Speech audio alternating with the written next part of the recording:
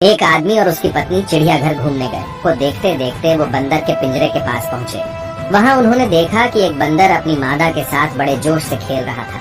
यह देखकर पत्नी से अपने पति से कहा, देखो कितना रोमांटिक जानवर है, अपनी मादा के साथ कितने प्यार से खेल रहा है। तब पति चुप रहा। तभी पति पत्नी आगे गए तो उन्हें शेर का पिंजरा नजर आया। वहाँ उन्होंने देखा कि शेर और शेरनी दूर दूर बड़े आराम से बैठे थे। खामोश शेर एक कोने में अकेला बैठा था, जैसे शेरनी का कोई अस्तित्व ही नहीं है। ये देखकर पत्नी ने थोड़े दुखी मन से कहा, कैसे जानवर है, बिल्कुल अलग ही बैठा है, जैसे शेरनी को जानता ही नहीं। इनका आपस में बिल्कुल प्यार नहीं लगता। तभी पत्नी को एक पत्थर दिया और कहा, इस पत्थर को जरा शेरनी की तरफ फेंको।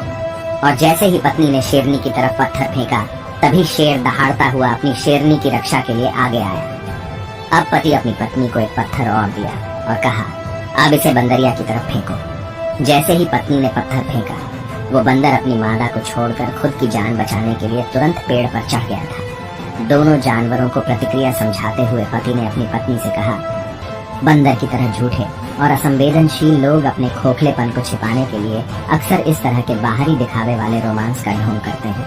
वहीं इसके विपरीत शेर की तरह लोग हैं, जो दिखावे से दूर तनाव मुक्त होकर अपनी जिंदगी आराम से जी रहे हैं। और आज के समाज में हमारे आसपास बंदर ज्यादा है और शेर बहुत कम है।